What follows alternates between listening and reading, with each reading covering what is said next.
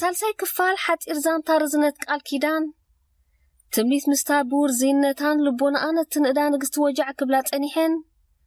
ንግስቲ ንገዛ ክትከይድ ምስ በለት ትምኒት ከም ዘይፈተወት ንግስቲ በቲ በዓል ኮይኑ አንጊሃ ናብ ቤት ክርስቲያን ኪዳነ ምሕረት ነጸላ ሳሙና ክዳን ሒና ክትሸይጥ ኢላ ምስ ወፈረት ዓቡ ወዳ ሄኖክ እተን ብፍቅዲ ዝወሃባ መዓልታዊ መቆነን ባን ከምጽ ኢሉ ምስከደ ሰዓት ኣኺሉ ተባሂሉ ምስተኸልአ ሰለስቲኦም ኣሕዋት ከይቆረሱ እነና ቤት ትምህርቶም ከም ዝወፈሩ ትምኒት ንበዓል ቤታ አብርሃም ሓዲኡ ግበር ወይ ኣፍቂድካ ወይ ሞሊእካ ምጻእ ክብሉ ኢላ ክትዛረቡ ከም ዝወሰነት ኢና ኣብ ሳልሳይ ክፋል ተኸታቲልና ራብዓይ ክፋሉ ይቐጽል ሰብኣይን ሰበይትን ኮንካ መንገዲ ዓመት ኣብ ዝርሕቆቱ ቦታ ተማዓዳዲካ ንሓደ ዓመትን 3 ወርሕን ተፈላለኻ መንባር እንታይ ዳእዩ ትርጉም ሓዳር እሞዳ ተፈላለኻ ትነብር እንተዳ ኮንካ ሓዳር ትርጉም ቀይሩሎ ማለት እዩ ነታ ኩሉ ግዜ ኩሉ ኣባኻ ምስ በጽሐን ምስ ወረደን ኢኻ ትፈልጦ ትብላ ቢላደይ ቅጅል በለትኒ ሓደ እዋን ንግስቲ በዓል ቤታ ዕድል ገይሩ ዕረፍቲ ተዋሂቡ ኣብ ቤት ሕርሳ መጺኡ ቆልዑ ክርኢ ድሕሪ ምብቃዕ ኣይጸንሐን ብቁልጡፍ ኣብ ቦታኻ ተረኸብ ዝብል ካብ ኣሃዱኡ ትእዛዝ ምስተዋሃቦ ኣሻቡዩ ጎጹ መሊሱ ተመሊሱ ገና ናጽላን ኮሎን ዝጎደፎ ውላዱ ከዓ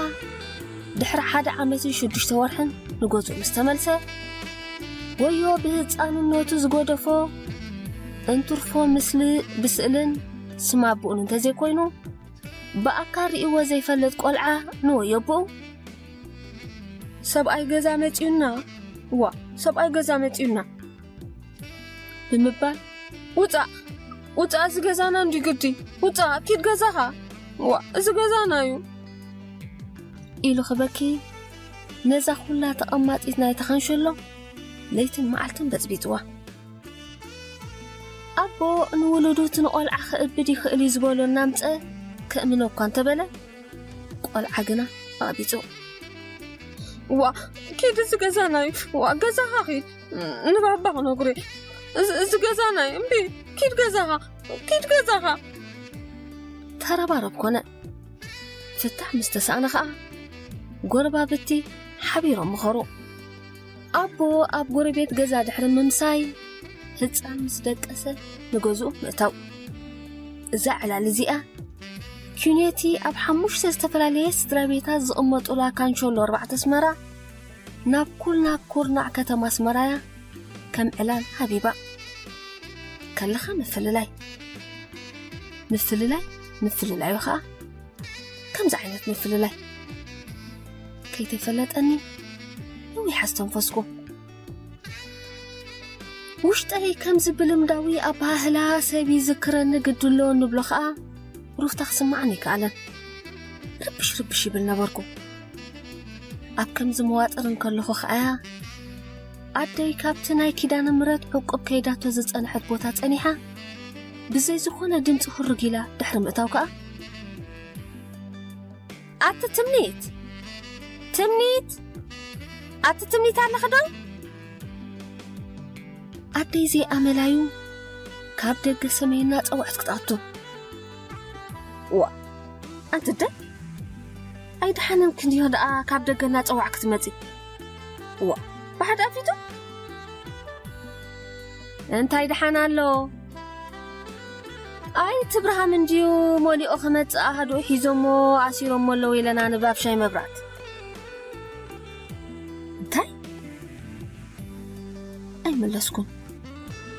ቅስስ በልኩ ኣሻቡን መላእ ኣካላተይ ርሃፅ ክወረኒ ጀመረ ኣብ ዘለኽዎ ከዓ ከይተፈለጠኒ ርኹምሽ ቢለ ኮፍ በልኩ እንታይ እሞ ገበር ጸላኢ ናብ ኢድ እዚኣቶም ይእቶ ተካላት ፍጥረት ኣሻኻ ወደይ ምስተድ ኣብዮም ሞስያ ኢሞሊኦ ክመጽእ ሓሳቡ ተንስእዳ ንዝኾነ ይትመልሶን ኢኻ በለትን ኣደይ ኩሉ ውሽጣዊ ጓህየይ سنبادي تدماميرو نبعت بزمت زيبلكو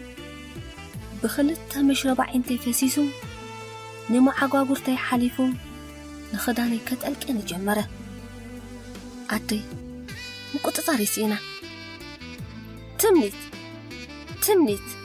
نعبا بخيات يزمت اقدافي عدلكو خينو مو انتي كتقبل صحفتي مواد يفتقر لبابلي بخيات دقا ما عسكر خبانا مسرح قيو أبوه خيسومعنا قدين اعتس أزاقوانا قبيل بسارتها وبعلو خفوت عيو سبدا أينا يحيل اللو أجوخ زاقوالي نحقزني بجوخي بتدهم حيلا كابتو رغمي شوكوف زبالكو دقي فخاتة تنسأني هرتقنا بلد أبوي دمت الدين ناتين سمعو بسم بعد نتير وطأ أنت اندحان دو يكون نانينا أنت يسترخب اللادي ناباي قريبيلو نتن أشابو دبن بنزبه لوجهاتي تعذيبو أنت نايد حنان دينا تمني تقالي أنت يزخل نبعتها بقص زلو أبيت كريستيان مسبب الشاي مبرات تراخيبنا مو تراخيب كنت يتبهالكن هو خيلو حتى تندي أبراهام كابوت أمولي أخمت أسي توم حلقت حزوم أسيرهم ولو يلناني أبوي بسم بعدي إتاكم مدقى فيه كتكون زي حزام مركسو نقدميت بموروار تروف دي حدا داقين أسيرهم ولكا خالو زربا دقنا داكا بحفونا مسمان طلوه من ديوم أسيرهم دقنا كل جزء أسراتهم زبلنا كون يلوم سحزوهم خم دغونا يكونن مسارتا نتم أسار كأخال أسار اللوي أمن دقنا يجزانا استسأل سأل جبريل ملأك قريبو أنت جبريل بسراتاوي أنت يا خطط إينا تدل زلخا بك بكراي شكر مبلاك عبينا أنت جبريل بسراتاوي بوي نتيجة سمعين زرقن عمر صبايت هذا حذرها بيلو وشت أو سمعيتون قهقون مسرقهم أشابو شكورن دومون بحبار سلازل علقو زقادة دخينا متصفريها خا حيلا أخيبه مركو سؤال إلا بيلا أقبيلا كوف كان زبل قبر كوه